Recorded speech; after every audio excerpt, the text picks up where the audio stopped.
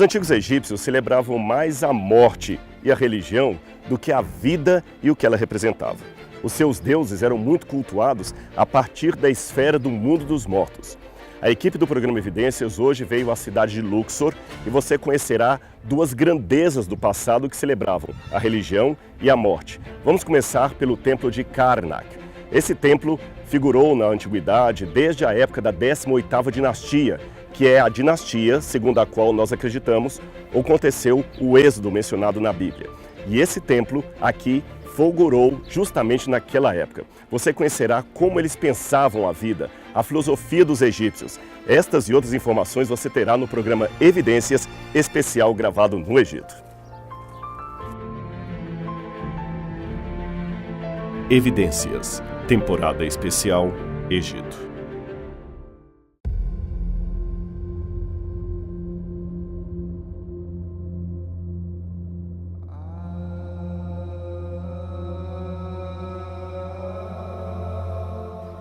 É interessante como os antigos egípcios celebravam a morte, lembrando a criação da vida.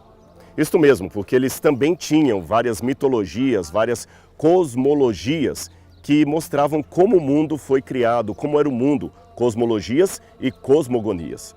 Aliás, eles acreditavam na criação do mundo, do ser humano, do universo e até os deuses, porque os deuses egípcios também tiveram começo. E esse aqui é o deus Khumun. Ele era o deus criador na mitologia egípcia. E ele, segundo a mesma mitologia, fez o homem do pó da terra. Existe inclusive uma imagem desse deus, onde ele é retratado como um oleiro sentado num banco, com uma mesa de olaria na mão, modelando, ao invés de um vaso, o corpo do primeiro ser humano da criação da terra. Parece com Gênesis, não parece? A Bíblia fala que Deus criou o homem do pó da terra, soprou em suas narinas o fôlego de vida e o homem se tornou alma vivente. Mas a semelhança para por aqui, porque o Deus do Gênesis não foi criado por nenhum outro Deus, nem se autogerou. Ele existe por toda a eternidade. Mas esse Deus teve um começo e também poderia ter um fim. Curioso que ele também era retratado como sendo um carneiro com chifres enrolados. E toda a passarela aqui de Karnak é uma celebração a esse Deus, o Deus que criou a humanidade a partir do pó da terra. A semelhança não é mera coincidência, muito menos uma dependência literária da Bíblia dos mitos egípcios, não é isto. É porque se Adão e Eva realmente existiram, se a história do Gênesis realmente é verdadeira, todos os povos do mundo um dia ouviram essa história e a contarão em versões um pouco diferentes. Do Egito para as páginas da Bíblia, compreendendo um pouco mais a Sagrada Escritura.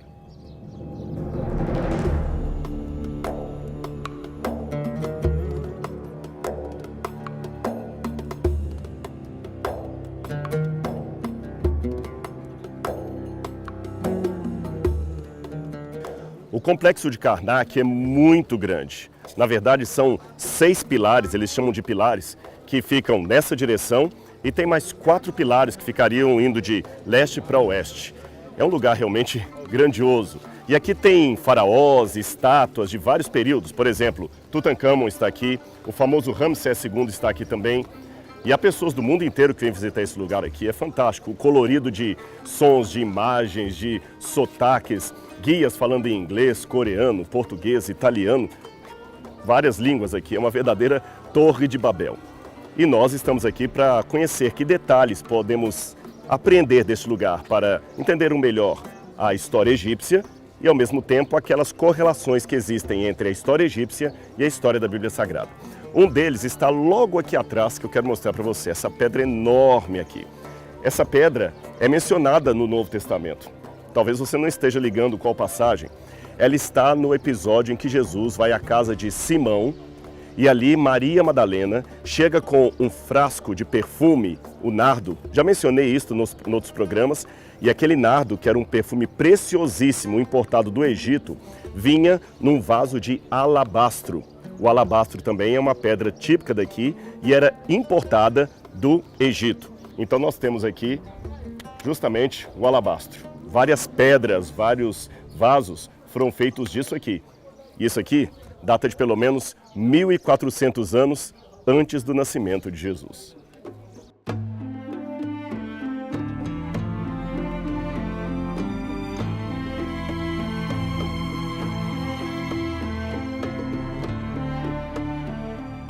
Uma coisa que muita gente pergunta quando vem ao Egito seria a seguinte: nós vemos pirâmides, tumbas, templos, mas onde ficava a casa das pessoas? Onde ficava o palácio de Faraó?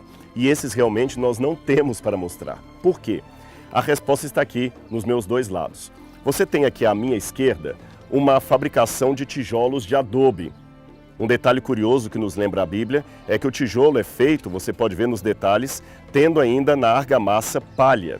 Você se recorda que no livro do Êxodo, uma das formas que Faraó encontrou de castigar, de punir o povo de Israel, era diminuindo a palha que eles podiam usar para a fabricação de tijolos.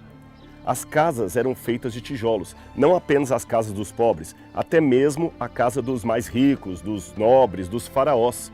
E por que eles faziam as casas de tijolos, de adobe? É porque na mentalidade egípcia, isto aqui representava a moradia nesta terra, no plano de cada eternidade. Portanto, isto aqui teria data para acabar, acabaria logo. Mas a casa eterna deles seria o túmulo ou o templo, onde moravam os deuses. Por isso, em contraste com as construções feitas de tijolo de adobe, você tinha os templos, as pirâmides, os complexos funerários feitos de pedra. Na maioria das vezes, pedra calcária. Porque aqui era, segundo a crença deles, a sua morada eterna, deles e dos deuses. Por esta razão, não ficou muita coisa para a arqueologia descobrir de casas comuns daquele tempo, mas apenas daquela que eles acreditavam seria a sua morada eterna.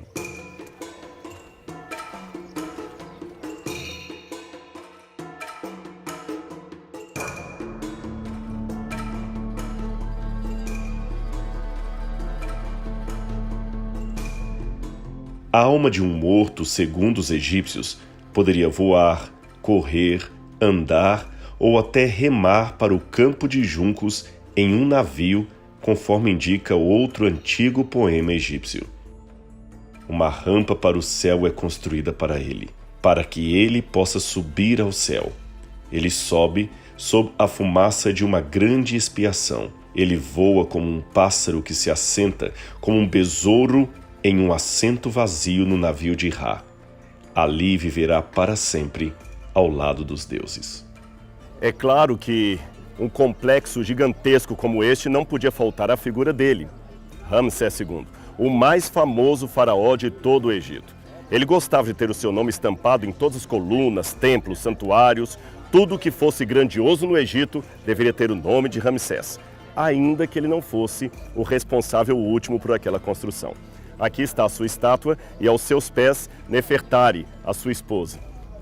Para os padrões atuais, não seria politicamente correto fazer a imagem da esposa tão pequena assim.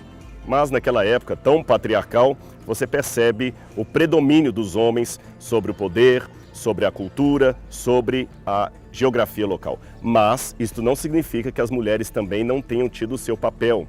Lembra-se de Hatshepsut? Ela tem um importante papel desempenhado aqui nesse templo, muito antes do Ramsés, e talvez mais glorioso até do que ele.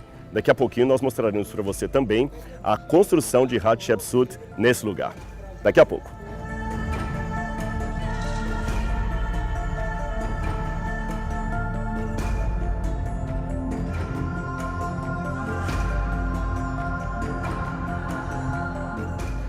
Veja o tamanho dessas colunas. Imagina só construir isso sem guindaste, sem os instrumentos que nós temos hoje de construção. São 134 colunas como esta aqui, datadas do século 13 a.C. Aqui nós já estamos na 19ª dinastia faraônica. Aqui nós temos construções de Sete I, depois Ramsés II, que pegou carona em muita coisa que o pai fez, e também em Meremptah, ou Merneptah, que seria o terceiro faraó dessa tríade. É realmente um colosso. O que o ser humano pode fazer com criatividade e recursos financeiros.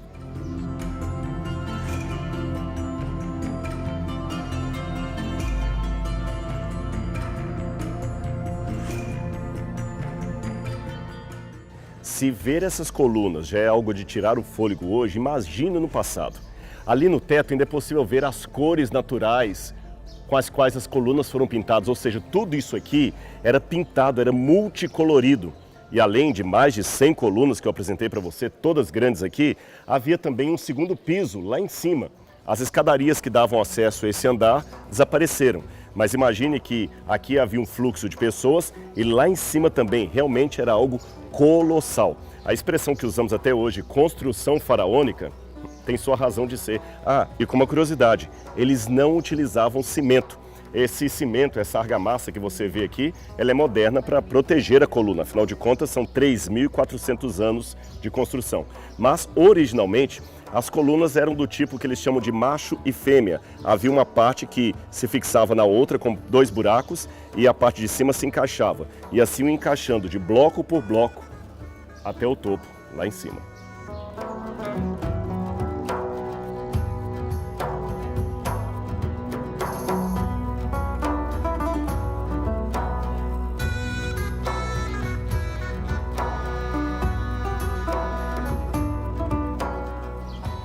As colunas nos dizem muito a respeito do que era realmente relevante, importante para os antigos egípcios. E eles tinham uma religião misturada com tudo. Você vê aqui 2 principais figuras religiosas que se destacam nos desenhos aqui. Acima, o falcão, que é o deus Horus, o representante também do sol. E abaixo você tem Apis, que seria justamente um boi. Apis, dicas de passagem, é provavelmente aquele deus que os egípcios levaram consigo quando saíram do Êxodo junto com os hebreus. Lembra que alguns grupos de egípcios também saíram do Egito em companhia dos hebreus? Eles levaram consigo essa crença e no momento de fraqueza espiritual, o povo adorou um bezerro de ouro. Muitos comentaristas pensam que aquele bezerro de ouro que os hebreus adoraram ali, que havia sido trazido pelos egípcios que estavam com eles, seria esse Deus que está aqui, o mesmo que está aqui. Acima eu já falei de Horus e atrás de Horus você tem um círculo que seria justamente Ra, o deus Sol. Como eles cultuavam o Sol? O Sol era algo importantíssimo para eles. Tanto que mais acima nós temos 2 cartuchos que são 2 nomes faraônicos. Faraó tinha vários nomes. Tinha um nome que ele recebia no nascimento, tinha outro nome que ele recebia durante a sua coroação, tinha um nome que ele guardava em segredo para que ninguém pudesse pegar e ter poderes mágicos sobre a vida do faraó. E é interessante que mesmo em seus nomes havia referências às divindades. Por exemplo, no cartucho que está à esquerda, nós temos logo abaixo 3 símbolos, onde se lê Seder-en-Ra, que significa o amado, o protegido de Ra. Ra seria, nesse caso, o deus Sol. E o cartucho, o círculo que está em volta, seria, segundo a crença da época, aquele círculo de proteção, de divindade e de imortalidade sobre o faraó, que para eles era um representante dos próprios deuses.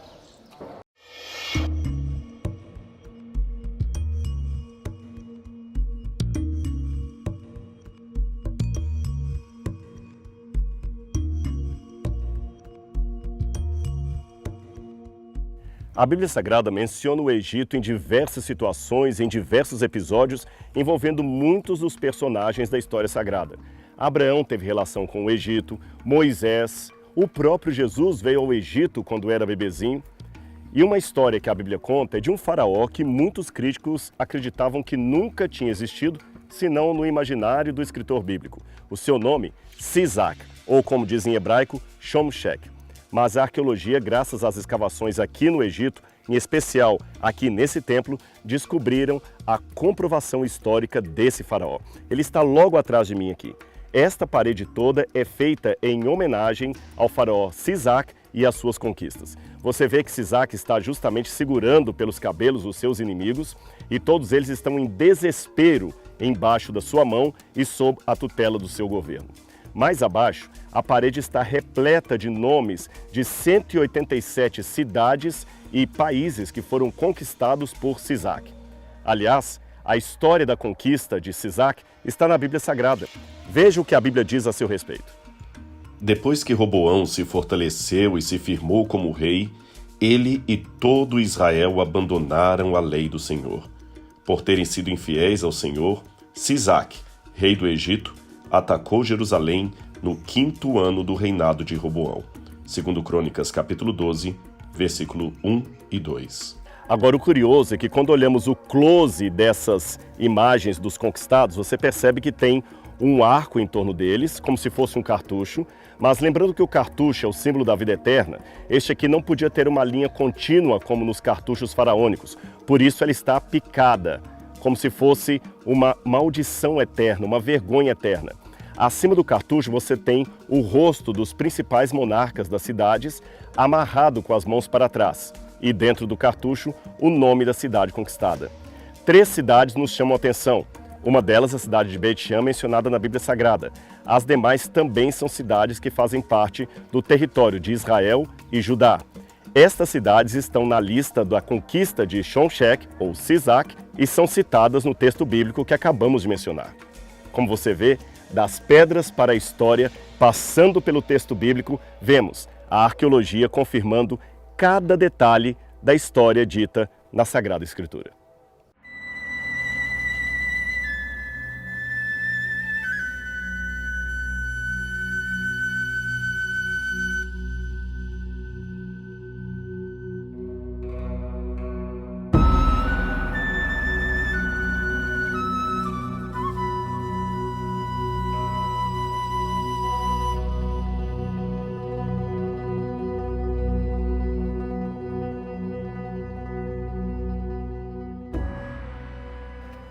Você está escutando esse áudio em torno de mim? Olha, é justamente o momento em que os muçulmanos estão chamando o povo para oração.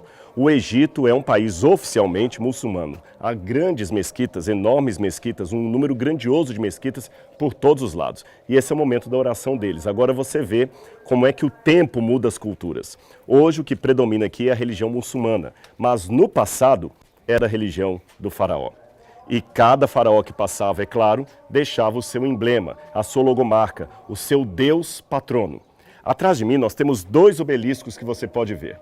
O menor deles é de Tutmoses I e o maior, eu já mencionei aqui, Hatshepsut. Esses 2 personagens figuram provavelmente na história de Moisés. Moisés teria sido provavelmente criado por Hatshepsut. Você se lembra, ele foi encontrado no rio Nilo e a rainha que o encontrou, melhor, a filha do rei que o encontrou, o entregou para ser amamentado por sua mãe verdadeira. Ela não sabia que a mãe de Moisés é que havia recebido de volta o bebê. Mas ela se tornou, a filha de Faraó, a mãe adotiva de Moisés. E segundo nós já explicamos no programa Evidências, provavelmente seria Hatshepsut. Ela ergueu outros obeliscos além daquele. Ele é inteiro, feito de uma única pedra de granito. Mas os outros foram derrubados, principalmente por Tutmoses III, que assumiu o poder depois dela e queria apagar para sempre o nome de Hatshepsut. 2 personagens relacionados à Bíblia Sagrada. Ou melhor, 3, porque Tutmoses I seria o pai de Hatshepsut e Tutmoses III seria provavelmente aquele faraó que perseguiu o povo hebreu até o Mar Vermelho e acabou sendo engolido pelas águas do mar. É uma hipótese, mas razoável do ponto de vista da arqueologia. Personagens, histórias que se cruzam com a história bíblica, nos contando, acima de tudo, a história da salvação.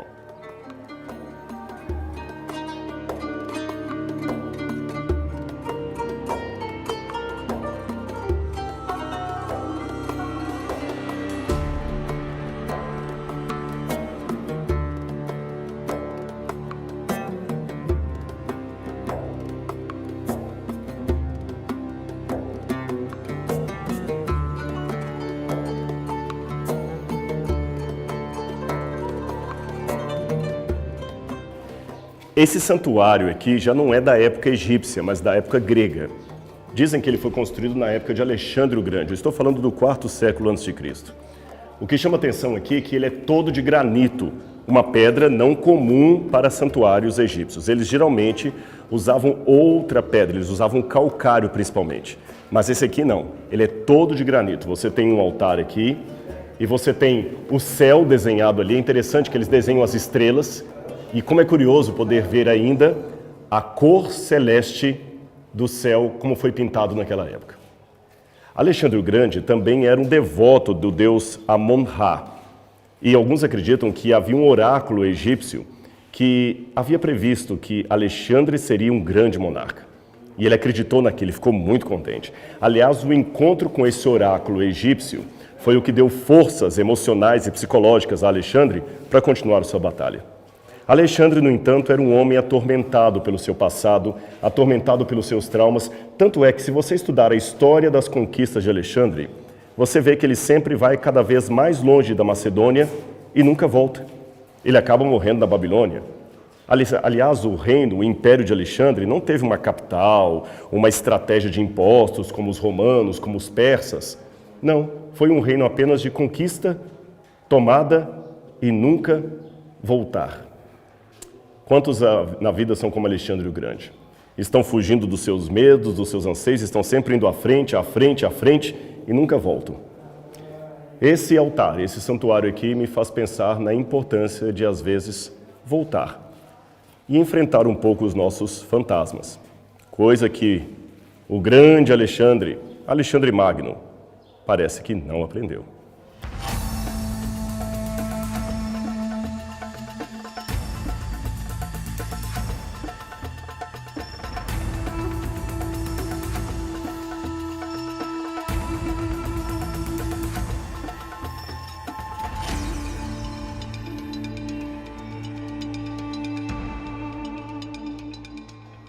Para terminar a nossa visita aqui em Karnak, eu queria mostrar para você duas coisas.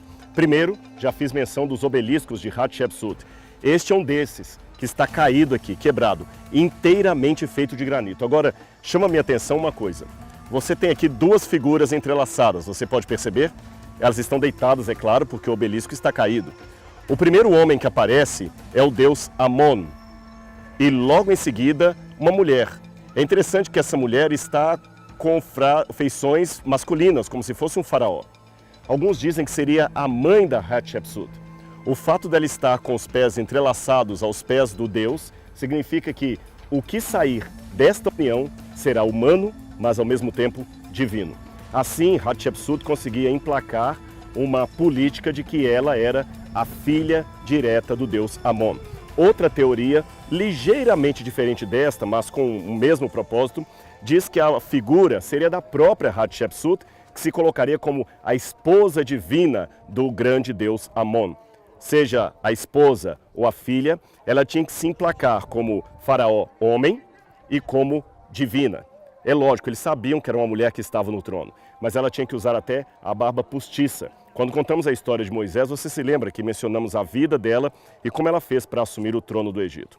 E para terminar, nós temos um lago que fica logo aqui. E você vai ver que sensacional a engenharia daquele tempo.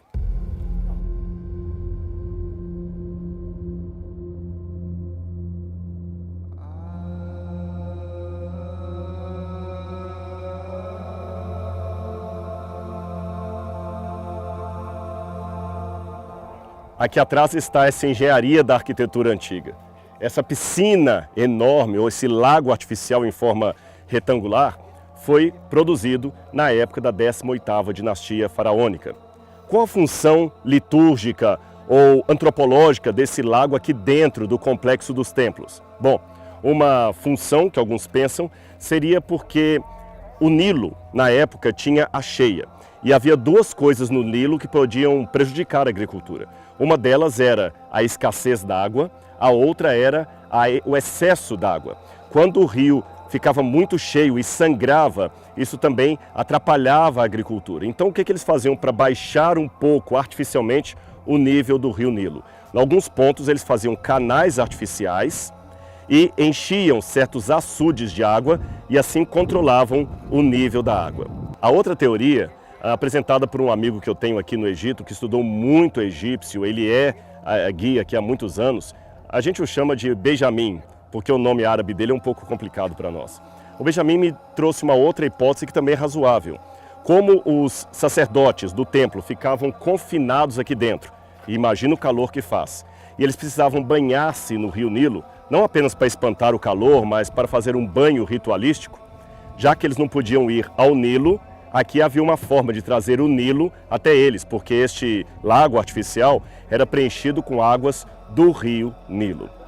Cerimônias, lavagens, banhos de purificação, brigas pelo poder, divinização do ser humano, tudo isto fez parte da história dos egípcios. Um grande poder do passado, mas hoje, ruínas, nos mostrando que os empenhos humanos podem ser maravilhosos, podem ser dignos de aplauso, mas ainda são temporais. Eles passam. Portanto, devemos buscar aquilo que é eterno, aquilo que o tempo não pode corroer, nem os anos destruir.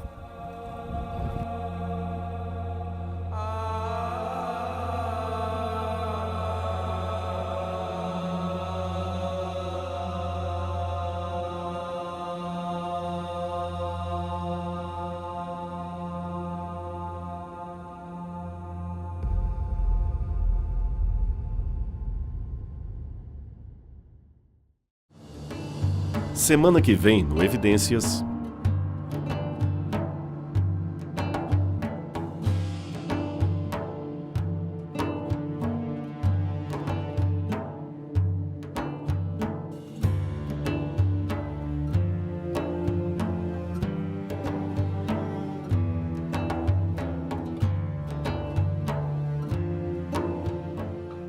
Aqui na base do seu trono você tem várias inscrições hieroglíficas e aqui tem algo que me chama atenção. Você tem a expressão Ren, que significa nome em egípcio, o cartucho sagrado da vida eterna, vazio, e essa cobrinha que seria o F, Ren F.